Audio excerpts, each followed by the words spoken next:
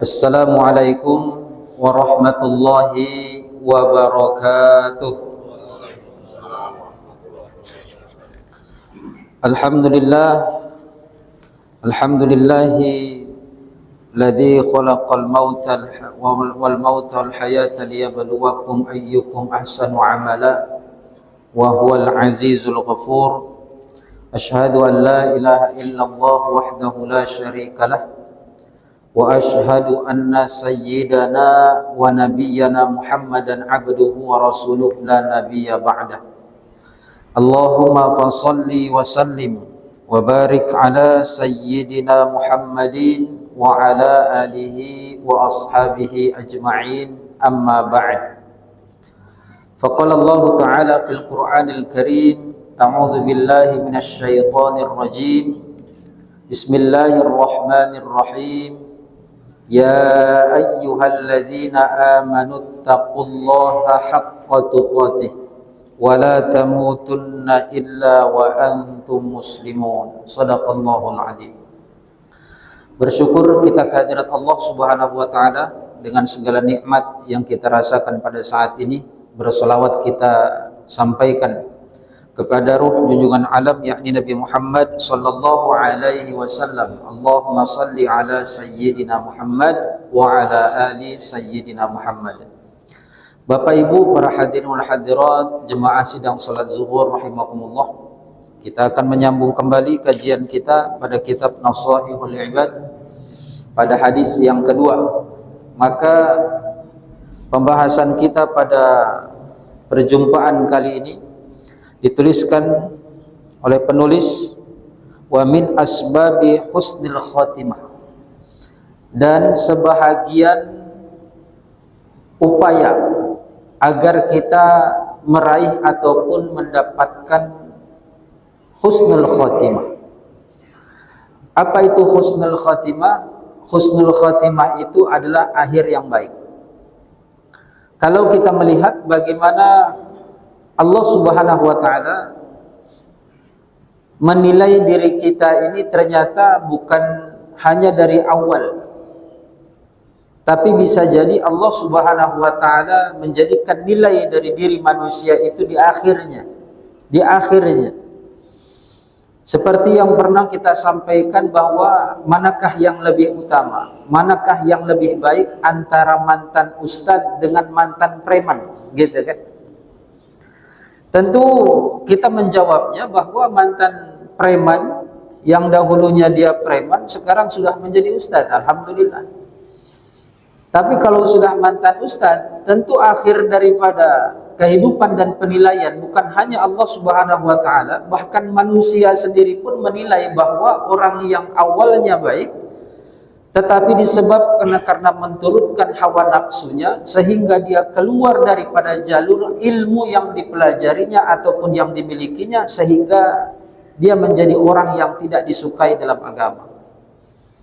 Dalam sebuah kisah ada dua orang kakak beradik, yang mana seorang abang itu adalah seorang yang alim, yang awalnya dimasukkan ke pondok pesantren, kemudian memang selalu juara dalam musabaqah ataupun berpidato ataupun dalam bidang-bidang agama lainnya. Ini sangat memiliki bakat ataupun minat daripada seorang abang tersebut. Tapi berbeda sifatnya dengan adiknya, yang ternyata adiknya itu jauh daripada agama. Maka pada suatu hari di rumah tersebut, seorang abang ini diberikan tempat tinggal di atas, artinya rumahnya bertingkat. Dan pada saat itu kenapa dia memilih di atas? Agar dia bisa lebih tenang dalam menghadapi kehidupan, dan kemudian juga lebih tenang dalam beribadah kepada Allah dan bertafakkur. Sementara adiknya itu selalu membawa kawan-kawannya yang kita tahu tentu ketika kita berada pada posisi yang tak baik, maka yang tak baik pun akan mendatangi kita. Diibaratkan seperti apa? Diibaratkan seperti, maaf cakap, kita katakan sampah gitu. Maka sampah itu tak perlu kita memanggil lalat untuk datang. Jadi lalat itu akan datang dengan sendirinya ketika sampah itu telah tersedia. Maka janganlah jadi manusia ataupun masyarakat yang seperti sampah. Kalau sudah dinilai dia seperti sampah, maka lalat pun ataupun yang akan menjerumuskannya lebih jauh daripada Allah, maka itu akan datang dengan sendirinya. Dan adiknya pun pada saat itu dia mengundang teman-temannya yang dinilai bahwa orang tersebut jauh-jauh daripada agama juga.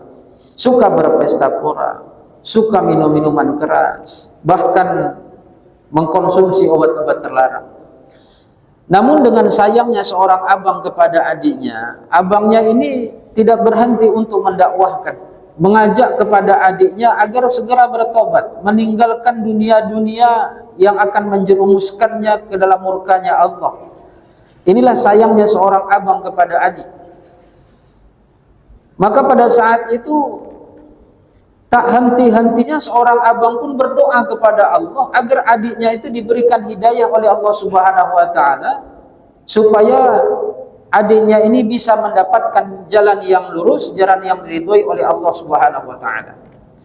Namun ketika suatu hari pada saat abangnya itu datang dan meminta kepada adiknya, mengajak kepada adiknya agar ke atas, ke ruangan atas, ke rumah yang bertingkat tadi agar sama-sama beribadah kepada Allah Subhanahu wa taala.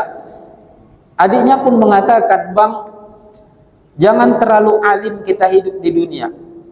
Kitalah yang menentukan kebahagiaan itu. Jadi kapan lagi? Sementara abang hanya terkungkung di atas, tidak memiliki teman, tidak mendapatkan kesenangan dan kebahagiaan. Sesekali ikut saya, Bang." Maka adiknya itu malah mengajak abangnya untuk melakukan maksiat. Nah, dan pada saat itu abangnya tentu dengan rasa yang benci, walaupun hanya dalam hati, dia pun meninggalkan adiknya. Akan tetapi hari-hari pun berlalu, abangnya pun tidak berhenti untuk mengajak adiknya. Dan pada saat suatu hari ternyata godaan setan pun datang kepada seorang abangnya. Kalau engkau memang sayang kepada adikmu, maka jangan hanya sekedar mengajak, ikutilah caranya terlebih dahulu. Diibaratkan seperti kita ini mengikuti arus. Cobalah engkau turun sesekali bersamanya dan ikutlah bersama mereka untuk melakukan suatu kemaksiatan, sementara ibadahmu telah banyak dan Allah pasti akan mengampuni engkau. Ini. Tapi berbeda pula dengan adiknya yang pada saat itu ternyata ada suatu bisikan hati untuk menemui abangnya agar adiknya ini bisa mendapatkan jalan bertobat kepada Allah Subhanahu wa taala. Walhasil ketika abangnya ini ingin mencoba untuk turun, ingin menjumpai adiknya, ingin bersama-sama melakukan maksiat di bawah, sementara adiknya juga ingin bertobat kepada Allah ke atas, ternyata qadarullah, ternyata abangnya ini terpeleset di tangga dan kemudian sampai terguling, yang pada saat itu adiknya pun ternyata di bawah, yang saat itu juga abangnya mengenai badan daripada adiknya. Kedua-duanya pun terguling sampai ke lantai bawah dan akhirnya kedua-duanya pun wafat. Dalam kisah ini, para ulama, ada seorang ulama yang menyampaikan bahwa siapa di antara mereka yang baik dalam pandangan Allah Subhanahu wa taala. Tentu kita melihat kemungkinan abangnya. Kenapa? Karena abangnya ini sudah banyak beribadah kepada Allah Subhanahu wa taala. Tetapi ternyata dalam penilaian tersebut bukan abangnya. Siapa yang mendapatkan penilaian yang baik? Yaitu adiknya. Kenapa adiknya? Karena di akhir daripada kehidupan seorang abangnya tadi, dia ingin meninggalkan suatu ibadah dan menuju kepada maksiat. Sedangkan adiknya yang senantiasa dia melakukan suatu maksiat, dia mencoba untuk bertobat kepada Allah Subhanahu wa taala, namun takdir Allah ternyata menentukan bahwa di antara mereka berdua ada yang husnul khotimah dan yang kedua ada yang su'ul khotimah. Akhir kehidupan yang baik dan akhir kehidupan yang buruk. Maka oleh sebab itu, hadirin wal hadirat rahimakumullah, jangan berikan satu waktu pun di diri kita untuk mencoba-coba dalam melakukan kemaksiatan. Kenapa? Karena kematian tidak pernah ada yang tahu. Apakah kita ini akan wafat dalam keadaan husnul khotimah ataupun su'ul khotimah? Ternyata kita bisa berusaha agar kita bisa wafat kembali kepada Allah Subhanahu wa taala dalam keadaan husnul khotimah hendaknya. Maka penulis memberikan suatu amalan kepada kita. Apa kata beliau? Wa min asbabi husnil khotimah, dan dari sebab-sebab seseorang itu wafat dalam keadaan husnul khotimah. Apa itu? Al-muwazabatu ala hadzal du'a. Maka senantiasalah untuk merutinkan doa yang akan disampaikan berikut ini. Apa doanya? Wa huwa, doa itu adalah Allahumma akrim hadzal ummatil Muhammadiyah bijamili awaiduka fid daraini ikraman liman ja'altaha min ummati sallallahu alaihi wasallam. Wahai Allah, muliakanlah umat Nabi Muhammad sallallahu alaihi wasallam ini dengan keindahan orang-orang yang kembali kepada Engkau di dua negeri. Mana dua negeri itu? Yaitu dunia dan akhirat. Ikraman liman ja'altaha, sebagaimana Engkau telah memuliakan, mengagungkan min ummati sallallahu alaihi wasallam, daripada umatnya Nabi Muhammad sallallahu alaihi wasallam yang penuh dengan keindahan. Siapa mereka?